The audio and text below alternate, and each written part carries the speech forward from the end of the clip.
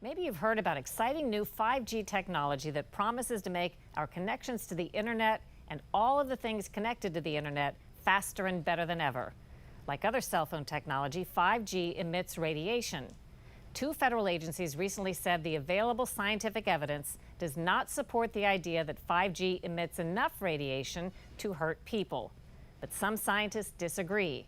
At first, the concern sounded far-fetched. We were surprised by what we learned. Today's cover story is 5G Whiz. Chances are you haven't met many people like Professor Martin Paul.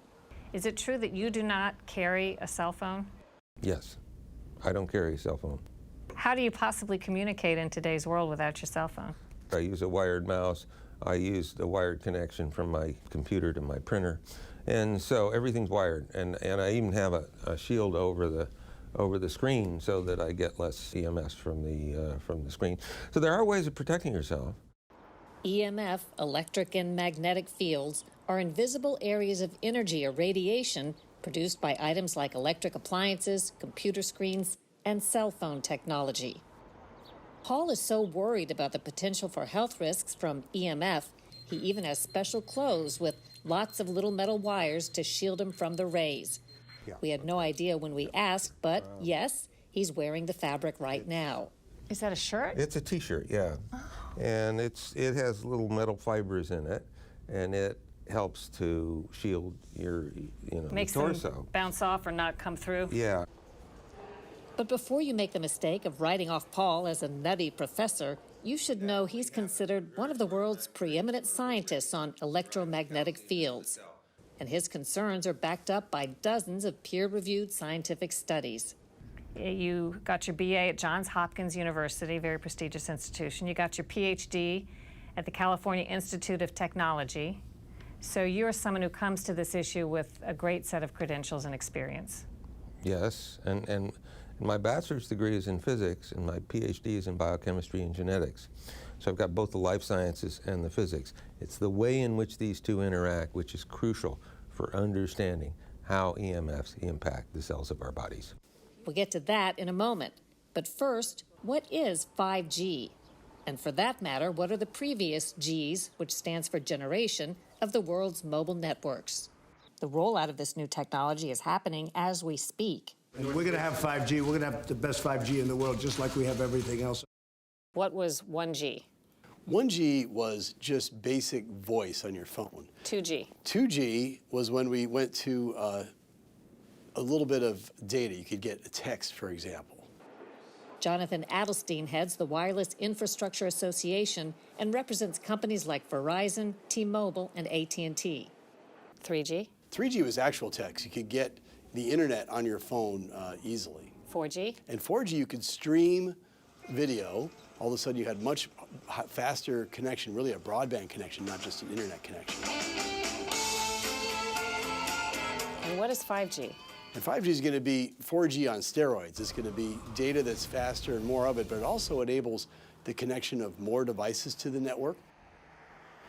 But the same magic that makes 5G bigger, better, and faster poses serious health risks to people, says Paul. We know that the EMFs impact the cells of our bodies, all the cells of our bodies, by activating some channels. And when they do that, they produce all kinds of effects. And those include neurological, neuropsychiatric effects, they include reproductive effects, they include oxidative stress, which is involved in essentially all chronic diseases. So I'm deeply concerned about this situation. Is it your feeling that mobile phone use and 5G in the future have been and are causes of chronic disease epidemics in this country?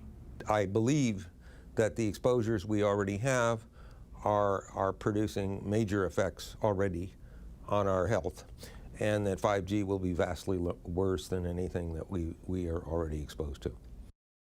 At least 3 expert medical groups have linked certain kinds of electromagnetic fields, or EMFs, to cancer, particularly childhood leukemia.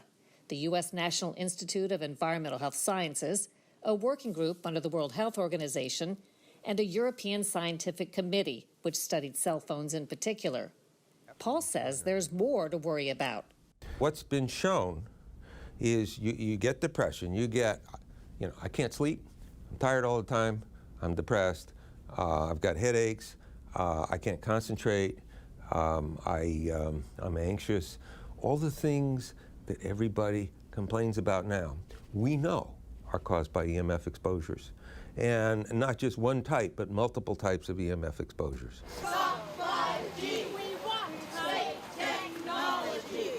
The concerns are shared by citizens and scientists around the world who are campaigning against 5G.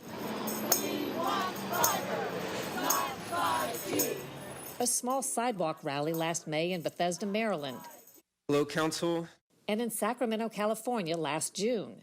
These antennas are being installed without our permission, without any warning at all. Many of us do not want to be guinea pigs in this experiment, but we apparently have no say in the matter. Still, U.S. regulators insist there's nothing to fear. After reviewing hundreds of studies, the Food and Drug Administration recently told Congress the current safety limits for cell phone radiation remain acceptable for protecting the public health. At the same time, the FDA did urge the cell phone industry to support new research on cell phone safety. We've heard from a lot of witnesses about the very important potential of 5G. At a hearing in February, Senator Richard Blumenthal asked wireless representatives if they had funded new safety studies as the FDA asked. They said, "No, I'm not aware of any." So there really is no research ongoing. We're kind of flying blind here, so far as health and safety is concerned. Is Senator Blumenthal correct that we're flying blind? It's something that's been well studied. It's continuing to be studied.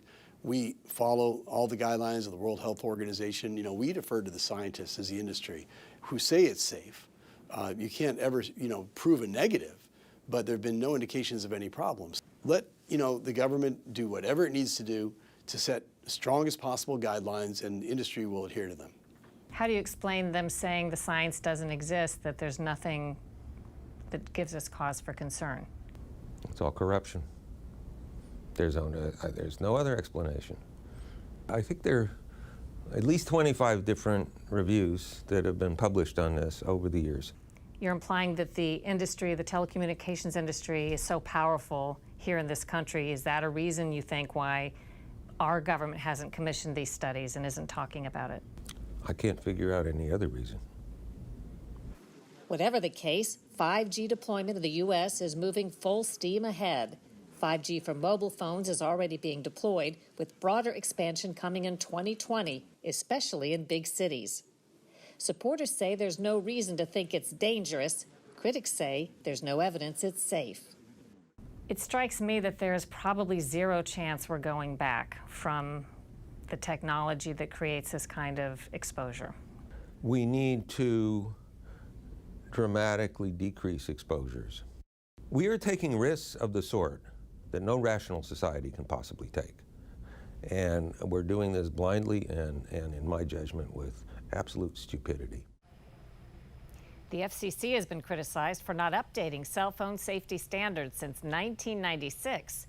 But FCC officials insist there's nothing special about 5G and that the higher frequency signals used to deliver it pose no health risk.